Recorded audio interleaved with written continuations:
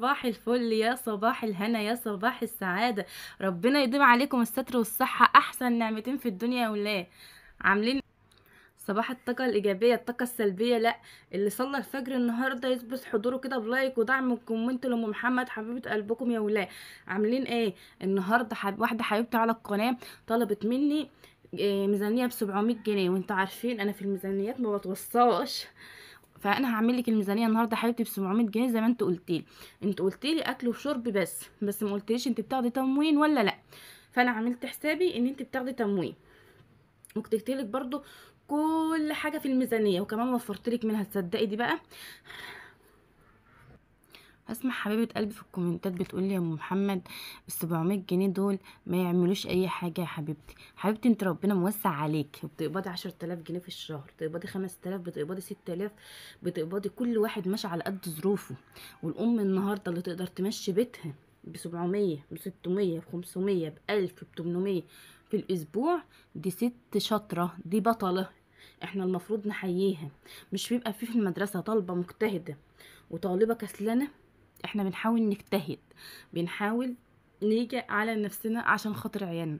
مش معنى ان انا هعمل لك مش معنى ان انا هعمل لك ميزانيه ب 700 جنيه يبقى انت هتحرمي عيالك من اي حاجه. لا، قبل ما تعملي ميزانيه هنعمل ايه؟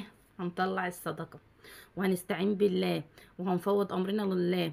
هيبقوا ال700 جنيه في ايدك 7000، مش 700 بس. بس انت توكلي على الله وقولي يا رب. قولي يا رب وارمي حمولك على الله. واللي معاه 700 ما بيباتش من غير عشاء، واللي معاه 600 ما بيباتش من غير عشاء. احنا لنا رب هو اللي داير الكون يا جماعه. فالنهارده الميزانيه ان شاء الله هتكون خفيفه وبسيطه عليكي. بس مش عارفه، انا زعلانه منكم. ليه بتنسوا بقى اللايك وبتنسوا الاشتراك في القناه؟ اللي عايز عيلتنا تكبر واستمر معاكم في القناه وتشجعوني، انتوا اخواتي وعيلتي وصحابي الجدعين اللي واقفين في ظهرهم محمد ومحمود ومكملين معايا. ان شاء الله ميزانيات كتير جايه. عارفه لو طلبت مني ميزانيه ب100 جنيه هعملها لك، ولو طلبت مني ميزانيه ب1000 جنيه هعملها لك. احنا كل واحد فينا عدى بظروف ومراحل. كل واحده فينا يعني عدت بظروف ومراحل صعبه في حياتها. مفيش حد عايش فيها مرفه حتى لو معاه ملايين الدنيا. ماشي. الظروف ديت ماما كانت دايما تقول لي المفروض ان الواحده يبقى الاولويه بتاعتها في حياتها هي عيالها. ما تسيبيش الزهق والاكتئاب والحاجات دي تتملك منك وتخليكي تقعدي. كملي وخليكي جدعه واستمر مع عيالك، وخدي الدنيا ببساطه، ما تاخدهاش على اعصابك ابدا. خشي في الميزانيه على طول عشان ما اطولش عليكم.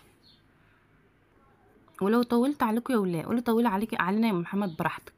ادي احنا قاعدين مع بعض وبنستفيد من بعض يا ولاد.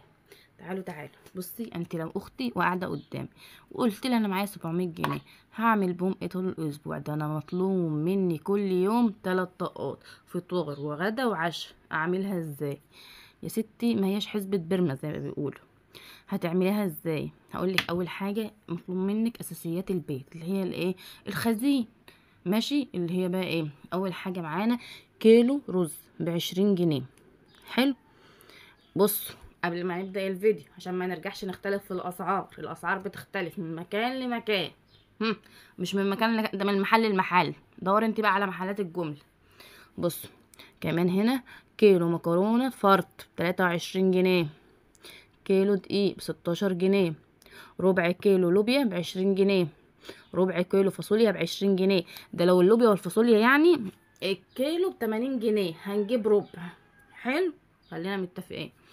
طيب ربع كيلو عدس اصفر. اللي بيحب العدس الاصفر، انا عيالي ما بيحبوهوش، انا قلت احطهولك عشان ممكن تعمليه وجبه في الاسبوع. طيب. هنزل بقى معاكي كده، انزلي معايا كده ايه على بند الفراخ والسمك. هتقولي لي يا ام محمد مفيش لحمه. يا ستي انت الاسبوع ده فراخ وسمك، الاسبوع الجاي غيري واعملي لحمه. انا بس بقولك ان الفراخ البيضه اليومين دول الكيلو رخيص 80 جنيه او ب 83 جنيه. حلو.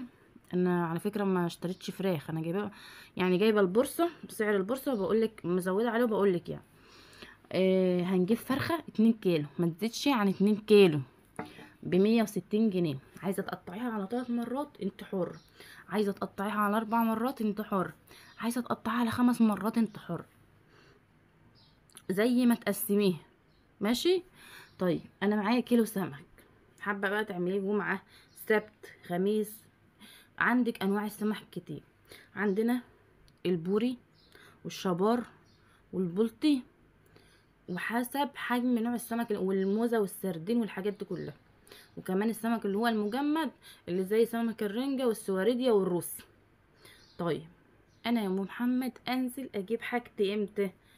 تنزلي تجيبي انت مثلا بتاخدي الفلوس يوم الجمعة، او السوق بتاعك يوم الجمعة. انا سوق يوم الجمعة. انت سوقك بقى، السوق بتاعنا انهي يوم في الاسبوع؟ هتقولي لي اشمعنى السوق، اشمعنى اروح يوم السوق؟ يعني انت عايزاني اجيب حاجتي كلها في يوم واحد؟ عايزاكي تجيبي حاجتك كلها في يوم واحد عشان ترتاحي باقي الاسبوع. وكمان هتفرق في الاسعار.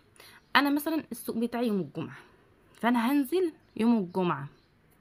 طيب انزل يوم الجمعة يا ام محمد الساعة 6 ولا الساعة 7 ولا 8؟ لا، انا عايزاكي معاكي من اول 9 لحد 10:30 ممكن تنزلي.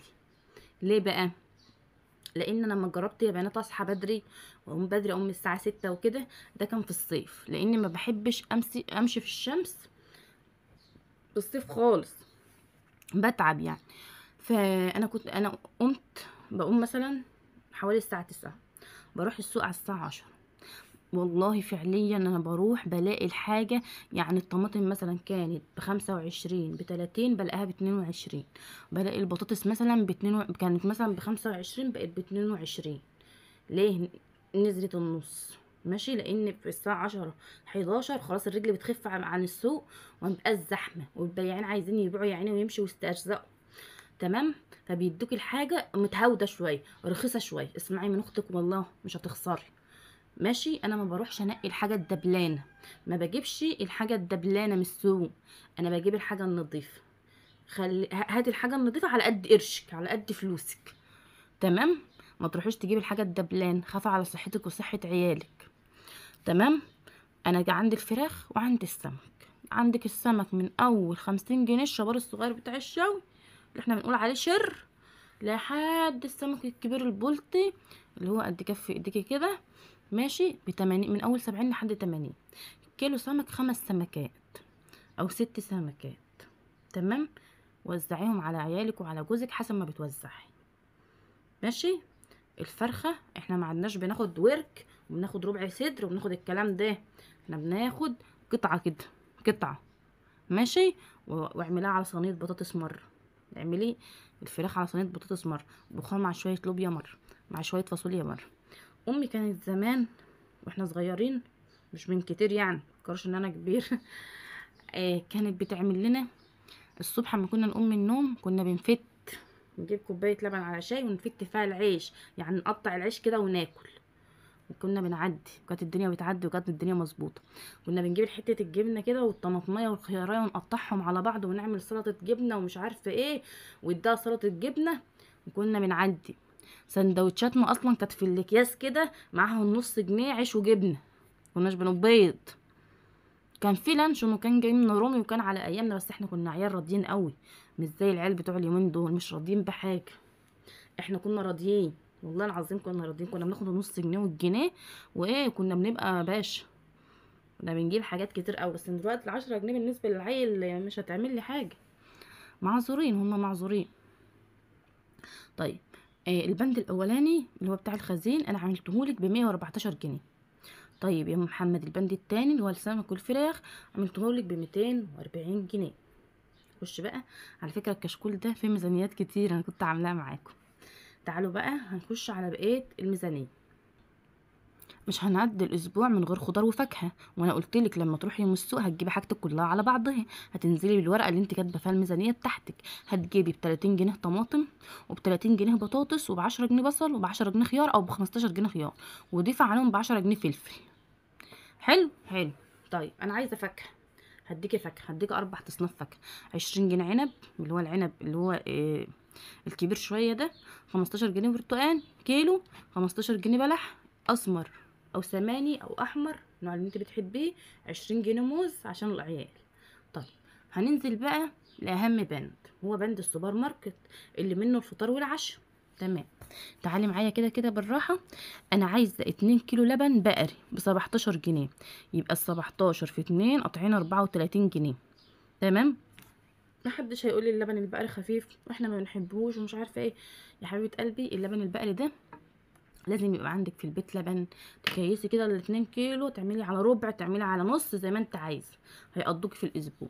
علبه جبنه النوع اللي انت بتحبيه، مش هفرض عليكي نوع. نص كيلو ب40 جنيه او باتنين ب40 جنيه بالكتير. مش عايزه جبنه في العلبه، هاتولهم نص كيلو جبنه قريش. الجبنه القريش بتراوح سعرها من دلوقتي من 75 ل80، زي ما انت حابه. ماشي. طيب انا عايزه ب50 جنيه بيض. بيض. طيب انا بقى هديكوا نقطه مهمه في حكايه البيض. انتي رايحه السوق، يا ريت تروحي تجيبي من الفلاحين بيض بلدي، لانه بيبقى رخيص وفايدته اعلى من البيض التاني. بيبقى ارخص. ممكن يعني مثلا انت هتجيبي مثلا البيض التاني بتاع الكراتين هيدوكي مثلا ال9، لا في البيض البلدي هيدوكي ال11 لو هتاخدي ب50 جنيه. طيب عندي علبة صلصة ب20 جنيه عشان تساعدني مع الطماطم في الطبيخ. كمان عندي ربع كيلو عسل اسود ب20 او ب15، مش عارفة هو بكام. ربع كيلو فول مدمس هتدمسيه وتعمليه في الفطار او العشاء زي ما انت تحب. طيب انا عندي عيال بياخدوا سندوتشات. حلو. انا بدي عيالي انا سندوتشاتهم، ما عدتش بجيب عيش فينو، فبديهم من عيش الطابونه، لا بعمل لهم شويه بكاكين لاي حاجه. لان العيش الفينو والله صراحه الرغيف عندنا ب2 جنيه، فالعيال كل يوم عايز 20 جنيه يجيب بهم عيش، بس ده غير مصروف. ماشي، في يوم كده ويوم كده بيتمشوا والله. احنا مكناش بناخد عيش فينو الله يرحم. تمام. عندنا 20 جنيه جبنه رومي و15 جنيه لانشون. هتقولي ما فيش ب20 جنيه جبنه رومي، لا والله في ب20 جنيه جبنه رومي. اسالي انت بس، اتعبي نفسك شويه وروحي سوبر ماركت تاني وقولي له عايزه ب20 جنيه جبنه رومي، هيديك الطبق. وفي كمان انا كنت جايبه في المشتريات بتاعه الشهر اللي فات، كان في طبق ب24 جنيه. يعني لو هتضيفي 5 جنيه كمان وتجيبي لك طبق ب25 جنيه. مش هنجيب الجبنه الرومي بقى واللانشون هنحطهم ونسيبهم للعيال ياكلوهم، لا. عيالك بيروحوا 4 ايام المدرسه مثلا، اعملي منهم. ماشي، على حته جبنه بيضه شكلي بقى للعيل. بيضه على حته جبنه بيضه، مره لانشون مره جبنه رومي، بس المهم ان هو ما يبقاش محروم من الحاجات ديت ويبقى زي زمايله. انا يعني بصوا، انا فرحانه فرحانه فرحانه فرحانه ومبسوطه بيكم جدا جدا جدا، عشان ليا اخوات وده وسند على القناه، وبيقدروا ان هم يحطوا لي لايكات ويحطوا لي اشتراكات في القناه. يعني مش لايك وشير عشان القناه، لا لايك وشير عشان انا فرحانه، عشان عيلتنا بتكبر بيكم. فما تنسوش بقى الاشتراك في القناه. ولو الميزانيه عجبتكم النهارده وانت كملت معايا الفيديو لحد هنا، انا بشكرك عشان انت احلى اخت في الدنيا. وما تنسيش الصدقة، اوعي تنسي الصدقة، الاستعانة بالله. تمام. والدل على الخير كفاعله. ما تنسيش تشيري الفيديو لأي أخت محتاجة الميزانية دي، وما تستقليش من ميزانية حد ولا بفلوس حد. ربنا يدوم عليكم الستر والصحة، واشوفكم ان شاء الله في فيديوهات كتير كتير كتير. ربنا يدوم علينا الستر والصحة، لأهم أهم نعمتين في حياة البني آدم يا ولاد. مع ألف سلامة.